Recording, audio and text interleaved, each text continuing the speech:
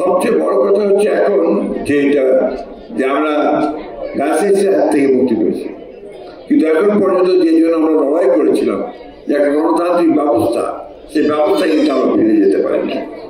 এবং আমরা 15 বছর লড়াই করেছি বিএনপির পক্ষ থেকে, অন্যান্য দলগুলো সেখানে বিএনপি লিড নিয়েছে যে আমরা একটা গণতান্ত্রিক ব্যবস্থায় উত্তরণ চাই।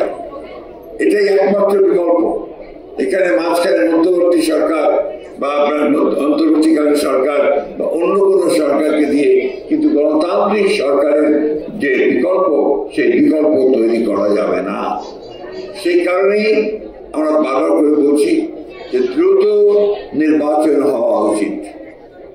সংস্কারের কথা অনেকে বলেছেন, সংস্কার তো আমাদের, সংস্কার দিয়েই বিএনপি জন্ম। 1975 সালে পট পরিবর্তনের পরে একদলীয় শাসন ব্যবস্থা থেকে বহুদলীয় গণতন্ত্র নিয়ে এসেছিলেন কিন্তু শেখ প্রেসিডেন্ট জিয়াউর রহমান, আমাদের দলের প্রতিষ্ঠাতা। আপনার সমস্ত পত্রপত্রিকা বন্ধ ছিল, সংবাদ মাধ্যম বন্ধ ছিল, সেখানে শেখ প্রেসিডেন্ট জিয়াউর রহমান সংবাদ মাধ্যমকে মুক্ত করে দিয়েছিলেন, মানুষের অধিকারগুলোকে ফিরিয়ে দিয়েছিলেন, একই সঙ্গে অর্থনীতিকেও মুক্ত করেছিলেন। আমাদের নেতৃত্ব দীর্ঘ 9 বছর গণতন্ত্রের জন্য সংগ্রাম করেছেন। পরবর্তীকালে তিনি পার্লামেন্টারি ফর্ম অফ গভর্নমেন্ট অর্থাৎ পার্লামেন্টারি সংসদীয় গণতন্ত্রের প্রবর্তন করেছেন। তিনি মেয়েদের লেখাপড়ার জন্য ক্লাস 12 পর্যন্ত যে একটা ব্যবস্থা করে দেওয়া তা করেছেন অনেকগুলো সংস্কারের মধ্য দিয়ে। এবং উনি আমাদের দেশের এই দেশে কেয়ারটেকার গভর্নমেন্ট সিস্টেম চালু করেছিলেন। এগুলো ছিল রাজনৈতিক সংস্কার।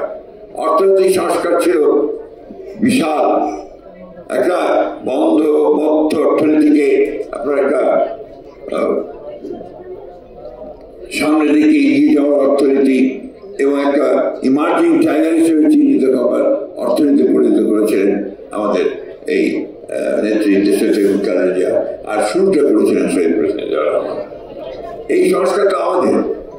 আর বর্তমানে যে সংস্কারের কথা বলা হচ্ছে, এই সংস্কারের প্রয়োজন তো উপলব্ধি করেছিলেন খালেদা জিয়া 2016 সালে, এবং ভিশন ফর 2030 তিনি দিয়েছিলেন এই সংস্কারগুলোকে নিয়ে।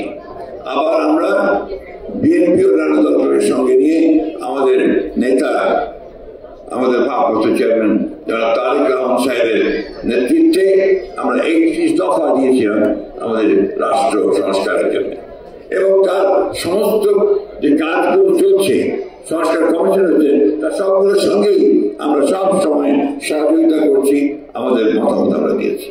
জুলাই সনদ চেয়ারম্যান সাহেব বলেছেন, এই জুলাই সনদ আমরা 3 মাস আগে দিয়ে দিয়েছি, এবং এর মধ্যে যতটুকু পরিবর্তন দরকার তার জন্য আমরা দিয়েছি।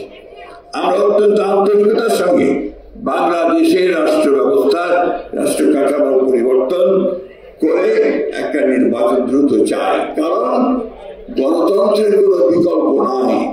আর গণতন্ত্রে যাওয়ার প্রধান ফটক কি হচ্ছে আপনার নির্বাচন নেই বলেই আজকে দেশে যত আপনার এই ঘটনাগুলো ঘটছে, আপনার আইন শৃঙ্খলার ঘটনাগুলো ঘটছে, তার অবনতি ঘটছে, দুর্নীতি বাড়ছে, দুর্বৃত্তরা সুযোগ নিচ্ছে, কারণ তাদের পেছনে সেই ধরনের জনসমর্থন নেই। কিন্তু একটা ইলেকটেড গভর্নমেন্ট আসলে নিঃসন্দেহে সেটা অনেক শক্তিশালী গভর্নমেন্ট হবে।